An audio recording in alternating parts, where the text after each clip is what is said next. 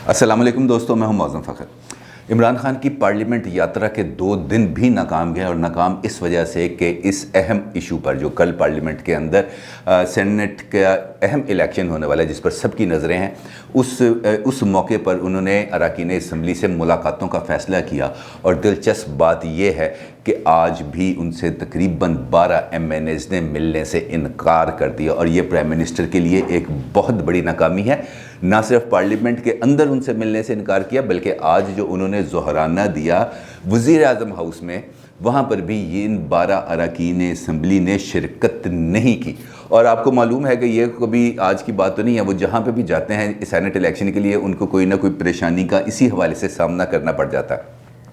आपको याद होगा कुछ अर्सा पहले KP के गए तो वहाँ पे 20 अरकान असम्बली गैर हाज़िर हो गए और पहले तो उनका फ़ोन मिलता था, बाद में उनका फ़ोन नहीं मिलता था, तो 20 अरकान असम्बली वहाँ पर नहीं आए। और ये वो मौका था जब डस्का वाले टाइम पर जो नौशहरा की सीट है, PTI अपनी जीती हुई सीट हार गई थी और वहाँ से PDM के उम्मीदवार इख्तियार वली जीत गए थे, जिन्होंने अब अपनी जो असम्बली रुकनीत है उसका भी हल्फ उठा लिया है और वो कल KP के असम्बली के अंदर सेनेट के इलेक्शंस में अपना वोट भी कास्ट करने जा रहे हैं।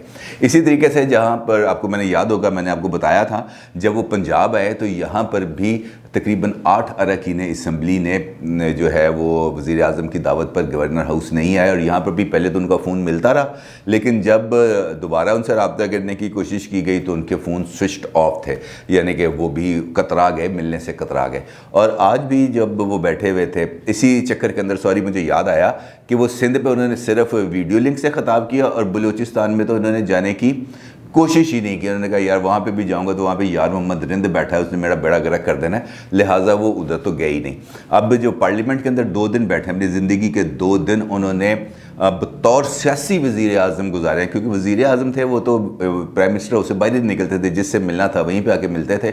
और ये अरकान असम्बली की जो उनसे मुलाकात का शर्फ हासिल कर चुके हैं, ये तो उनके लिए बड़ी गनीमत की बात है कि 2.5 साल के बाद उनको अपने वज़ीर आज़म का ना सिर्फ दीदार हुआ बल्कि उनके साथ उनको गुफ्तगू का शर्फ भी हासिल हुआ। और मेरा ख्याल है अरकान असम्बली को इस बात का भी यकीन है कि उनको दोबारा मुलाकात का शर्फ उस सूरत में हासिल होगा जब उनके ख़िलाफ़ तहरीक अदम एतमाद आएगी या 2.5 साल के बाद वो दोबारा इलेक्शंस के लिए मैदान में उतरेंगे, या जब भी इलेक्शन होगा तो उस वक्त ही उनकी ज़ियारत ही उनसे गुफ्तगू का शर्फ हासिल होगा। तो ये बड़ी खुशकिस्मती है उन अरकान असम्बली की जो उनसे मिले।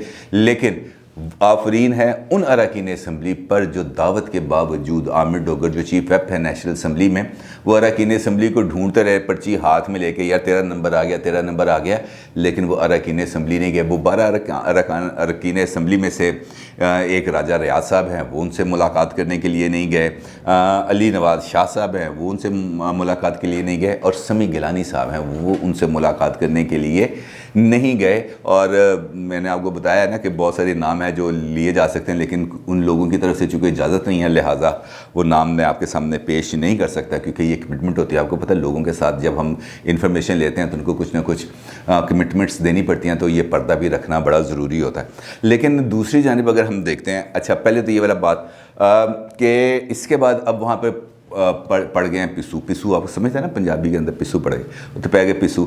अब वो लोगों के पीछे ना अब वज़रा की ड्यूटी लग गई है कि यार ये जो 12 अरकान असम्बली है इनको पकड़ो, इनको मनाओ, इनको राज़ी करो, हाथ पाँव जोड़ो, जो मर्ज़ी करो। बाकियों को 50-50 करोड़ के फ़ंड दिए हैं, इनको अगर 70-70 करोड़ की भी देने पड़ जाए ना तो वो भी दे दो। और आपको मालूम है कि ये वज़ीर आज़म ने इस सारे मामले के अंदर अपने उस एफिडेविट की खिलाफ वर्जी की है जिसका उनको अब आगे चलकर खमियाजा भुगतना पड़ेगा। ये बात आज के दिन में आप मेरी नोट कर लें, क्योंकि वो ख़ुद एक affidavit supreme court of Pakistan में जमा करा चुके हैं कि मैं किसी रुकन असम्बली को कोई तरक्याती फ़ंड जारी नहीं करूँगा। लेकिन कल समा पे सारा दिन ये खबर चलती रही और आज तमाम कौमी अखबारात में ये खबर मौजूद है। और कल मैंने भी आपको ये बताया था कि प्राइम मिनिस्टर ने जो अरकान असम्बली उनसे मिलने आ रहे हैं उनसे कह रहे हैं कि जनाब तरक्याती स्कीमें तो गल ही कोई नहीं, अभी मंजूर होगी। वज़ीर ख़जाना साथ बैठे थे, उन्होंने कहा जनाब कोई फ़िक्र वाली बात नहीं, आप तरक्याती स्कीम में लाएँ, अभी फ़ंड्स जारी। तो लेकिन ये कल को इसका हिसाब देना पड़ेगा, क्योंकि जो इलेक्शन कमीशन है वो डस्का इलेक्शंस के बाद तो खासा ही मुतहरक हो गया। आपको याद है कि मैंने आपको बताया था कि वो गवर्नर से जो सियासी रोल प्ले कर रहे थे, governor Sindh Imran Ismail, governor KP شاہ فرمان اور گورنر پنجاب چودھری سرور اور یہ صوبائی پارلیمانی بورڈز کے بھی ممبر تھے، اپنے یہ سیاسی جوڑ توڑوں کے اندر بھی موجود تھے. تو میں نے آپ کو بتایا تھا کہ ان کے اوپر بھی الیکشن کمیشن کی تلوار لٹک رہی ہے، اور آج الیکشن کمیشن نے ان تینوں گورنرز کو بھی نوٹسز جاری کر دی ہیں، اور انہوں نے کہا ہے کہ جناب آپ سیاسی سرگرمیوں سے دور رہیں، ادروائز آپ کے خلاف سخت کارروائی کی جائے گی. تو اس کا مطلب یہ ہے کہ اب ان کے اوپر بھی اب دائرہ کار سخت ہو رہا ہے. اور جس طریقے سے عمران خان نے اپنے ایفیڈیوٹ کی خلاف ورزی کی ہے، تو مجھے یقین ہے کہ آنے والے دنوں میں جیسے یہ سینٹ کا الیکشن گزرے گا تو کوئی نہ کوئی پٹیشن اس حوالے سے دوبارہ چلی جائے گی کنٹمپٹ آف کورٹ کی، جس کا عمران خان کو سامنا کرنا پڑے گا. میرا خیال ہے یہ ان کے لیے خاصی مشکل صورتحال ہوگی، کیونکہ آپ نے ان رائٹنگ ایفیڈیوٹ جمع کرایا ہے اپنے دستخطوں کے ساتھ as prime minister of Pakistan, تو بڑی مشکل صورتحال کا سامنا کرنا پڑ رہا ہے. دوسری جانب اگر ہم پی ڈی ایم کے کیمپس میں دیکھیں تو وہاں پہ بھی بڑا اطمینان پایا جاتا ہے، ابھی تک بڑا اطمینان پایا جاتا ہے. بلکہ میں آپ کے ساتھ ایک ملاقات کا احوال شیئر کرتا ہوں جو ہوئی ہے اسلام آباد میں، جس میں بلاول بھٹو تھے، یوسفزئی گیلانی تھے، راجہ پرویز اشرف تھے، اور ان کی ملاقات ہوئی پی ڈی ایم کے سربراہ مولانا فضل الرحمان کے ساتھ.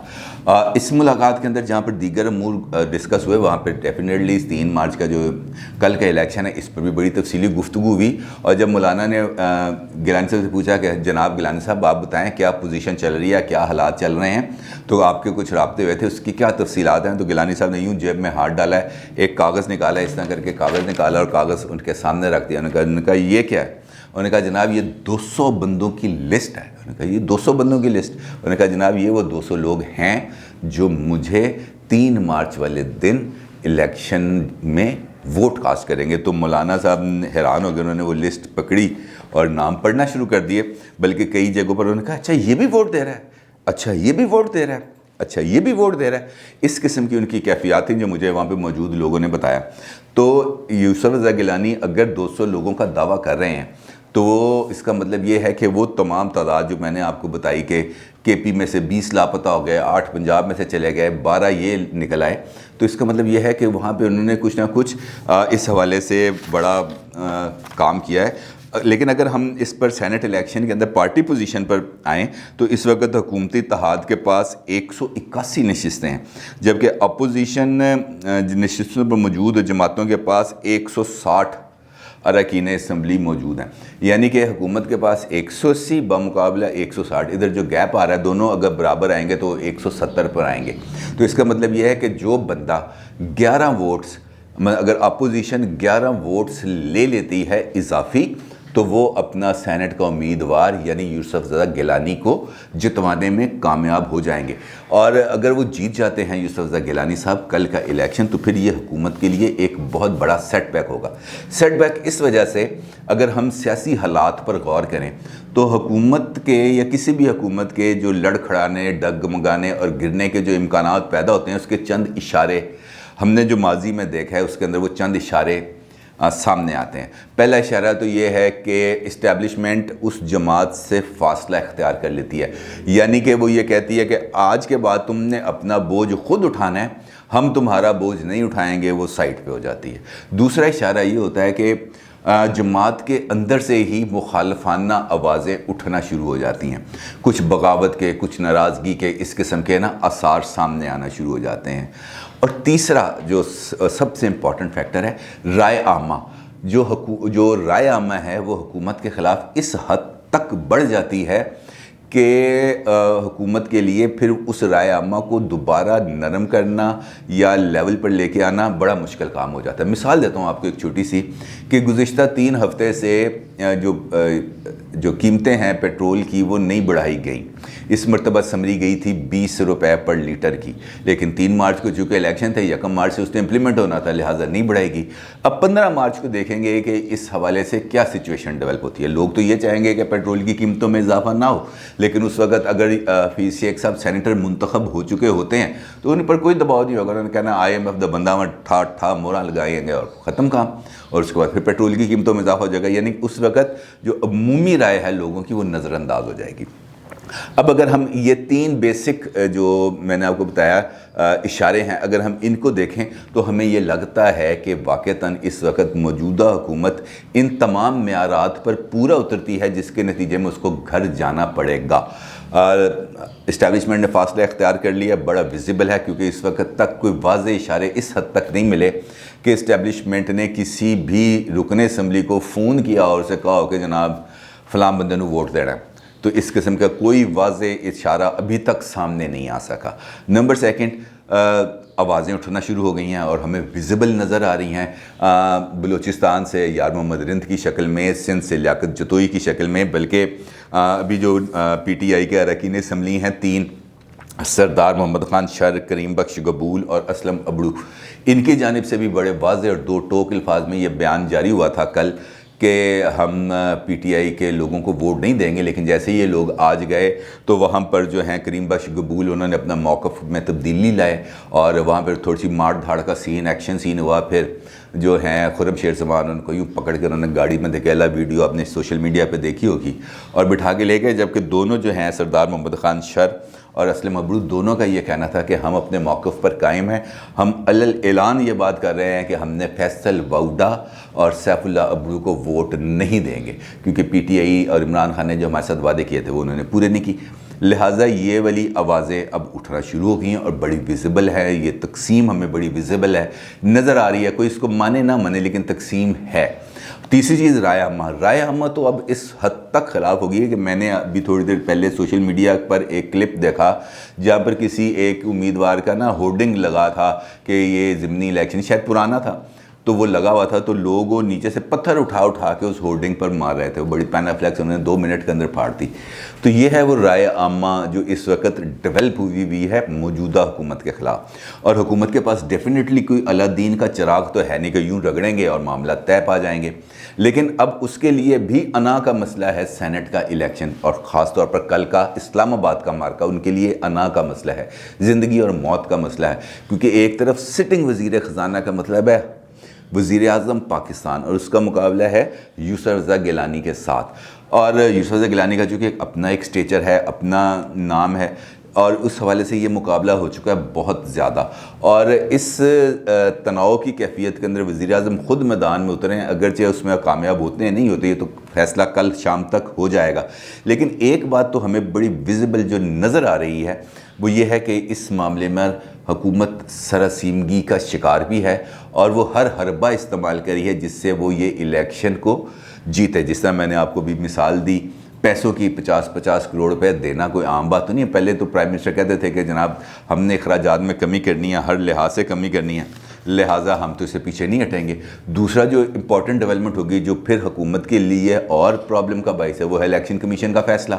میں نے آپ کو کل اپنے ویلاگ میں بتایا تھا کہ الیکشن کمیشن یہ فیصلہ کرنے جا رہی ہے کہ سپریم کورٹ کے وہ جو سینٹ آف پاکستان کے جو الیکشنز ہیں وہ آئین کے تحت ہوں گے، یا کہ 100% سیکرٹ بیلٹ کے ذریعے ہوں گے، اس پر کوئی نشان نہیں لگایا جائے گا.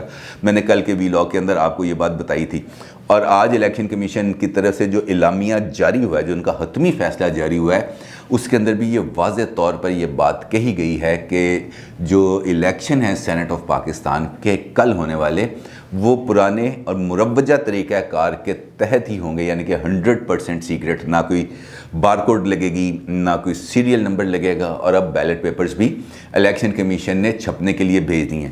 لہٰذا وہ لوگ جو پہلے دائیں بائیں تھے کہ ان کو یہ خطرہ تھا کہ یار اگر ہم اپوزیشن کو ووٹ دیں گے، یا اگر کوئی اپوزیشن کا رکن تھا وہ یہ سمجھتا تھا کہ میں حکومت کو ووٹ دوں گا تو میری پکڑ ہو جائے گی، لہٰذا اب اس میں تھوڑا سا ان کے لیے اب گنجائش پیدا ہو گئی ہے، کیونکہ شکایتیں بعد میں چلنی ہیں، بعد میں کارروائی نے چلنا ہے. لیکن یہ ایک ویزیبل چیز سامنے آ گئی ہے جس کی وجہ سے پھر حکومت کو مشکلات کا سامنا ہے، کیونکہ جو باتیں میں نے آپ کو بتائی ہیں اس پر ان کی پریشانی ہی بنتی ہے. اور وزیر اعظم کی جانب سے ایک مرتبہ پھر وہی تمام چیزیں، وہی تمام باتیں مسلسل ہو رہی ہیں کہ یہ لوٹ کے کھا گئے، یہ فلاں کر گئے، ان کی وجہ سے ہم قرضوں میں ڈوب گئے، یہ ہو گیا وہ ہو گیا. لیکن اب ان باتوں کے اوپر اب لوگ کچھ زیادہ توجہ نہیں دیتے. لوگوں کے اب اپنے مسائل اتنے زیادہ بڑھ چکے ہیں کہ جسے کہتے ہیں گل اگے بڑھ گئی. اب لوگ اس سے آگے جا چکے ہیں. لوگ اب یہ سمجھتے ہیں کہ یار ہماری مشکلات کا جو بنیادی جس کا وجہ ہے وہ ہے موجودہ حکومت، اور موجودہ حکومت سے مراد ہیں ان کی عمران خان۔ اب عمران خان جس طریقے سے گورنمنٹ کو چلانے کی کوشش کرتے رہے اپنے پورے ٹینیور کے اندر، وہ کوئی اتنی زیادہ جسے ہم کہہ سکتے ہیں قابل ستائش وہ نہیں ہے، لہٰذا اب انہیں اس کا خمیازہ بھگتنا پڑے گا۔ کل کا نتیجہ جس مرضی حق میں ہو، جس مرضی کے خلاف ہو، یوسف رضا گیلانی جیتیں یا یوسف رضا گیلانی ہار جائیں، لیکن ایک بات طے ہے، اور وہ بات یہ ہے کہ پی ڈی ایم نے اپنے جو سیاسی مقاصد ہیں نا، وہ اپنے بڑے نمایاں طریقے سے وہ تمام اہداف حاصل کر لیے۔ انہوں نے حکومت کو ایکسپوز کر دیا، برے طریقے سے ایکسپوز کر دیا۔ انہوں نے حکومت کے اندر جو اختلافات تھے اس کو ایکسپوز کر دیا، برے طریقے سے ایکسپوز کر دیا۔ انہوں نے اسٹیبلشمنٹ کو ان سے الگ کرنا چاہا تھا، اور اسٹیبلشمنٹ ان سے الگ ہوتی ہوئی اور ہمیں دور کھڑی ہوتی ہوئی نظر آ رہی ہے، یہ ان کی کامیابی ہے۔ اب لہٰذا اب ان کو اپنی اس کامیابی کو اس ایک سیٹ کی ہار جیت کے ساتھ نتھی شاید وہ نہیں کریں گے، ڈیفینیٹلی سیاسی دماغ ہیں وہ، لیکن وہ اب اس مومنٹم کو جس طرح آگے بڑھانا چاہیے، وہ میرا خیال ہے اب جو ان کی بیٹھک ہوگی آج رات کو عشائیے پر جو آصف علی زرداری صاحب دے رہے ہیں، وہاں پر اس معاملے کے اگلے کوئی لاہ عمل کا کوئی ڈیفینیٹلی وہ بڑا کھلاڑی یا کوئی نہ کوئی جوڑ توڑ تو ضرور کریں گے، اور اس کے بعد پھر ہمیں پتہ چلے گا کہ یہ اونٹ کس کروٹ بیٹھتا ہے۔ لیکن میری یہ دعا ہے کہ یوسف رضا گیلانی اس الیکشن کو جیتیں تاکہ اپوزیشن جماعتیں مضبوط ہوں۔ اپوزیشن جماعتیں مضبوط ہونے کا مطلب یہ ہے کہ جمہوریت مضبوط ہوگی۔ اپنی رائے کا ضرور اظہار کیجیے گا۔ آپ کا بہت شکریہ۔ اللہ حافظ۔